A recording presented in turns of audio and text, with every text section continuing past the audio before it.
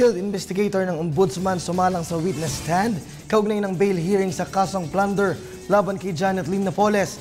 Ayon pa sa testigo, lumabas sa kanilang investigasyon na nakinabang ang may-anim na ghost NGOs ni Napoles sa PDAP allocation ni Senador Juan Ponce Enrile. Ang detalye, alamin natin mula sa aming kasamang si Dina Pagibitan, live via phone patch. Dina, magandang hapon. Kirby, sumalang nga sa pagpapatuloy ng pagdinig ng mosyong makapagpiyansa ni Janet Lim Napoles si Attorney Ryan Mendrano ng Office of the Ombudsman, kung saan sinabi nitong bahagi ng kanilang field investigation ng interview sa mga whistleblower kabilang na si Ben Hurluy. Sinabi ni Mendrano na ayon sa personal niyang panayam kay Ben Hurluy, sinabi nitong sila mismo ang gumagawa o gumawa ng mga ghost project ng ilang mambabatas. Inamin din aniya ni Luy na ang mga presidente ng mga NGO ay empleyado ng JLN Corporation. Ayon pa umano kay Luy, sila mismo ang gumawa ng mga liquidation ng mga dokumento kaugnay ng utilization ng PDAP ni Senador Juan Ponce Enrile. Una na rin umanong nabanggit ni Luy sa kanya ang tungkol sa hard drive nito na naglalaman ng day-to-day transactions ng mga NGO ni Napoles. Ipinimisinta rin ni Mendrano sa korte ang mga hard drive o mga hard copy nitong nasabing transaksyon mula sa hard drive naman ni Luy.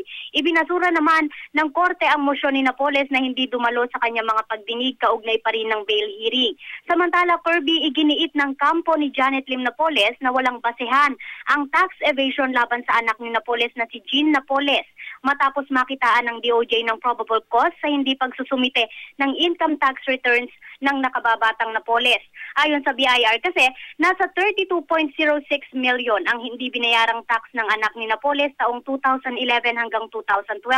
Pagmamay-ari umano ni Jean Napoles ang condominium unit sa Los Angeles, California na nagkakahalaga ng 54.73 million at may share din umano ito sa isang farm sa Pangasinan na nagkakahalaga naman ng 1.49 million. Depensa naman ng kampo ni Napoles, nasa 20 years old pa lamang daw si Jean Napoles noong mga panahong iyon at student visa lamang ang hawak nito sa Amerika. Ibig sabihin umano, hindi ito maaaring magtrabaho o kumita sa nasabing bansa. Gayunman kung kakailanganin daw ay posibleng umuwi ang anak ni Napoles upang harapin ang kaso.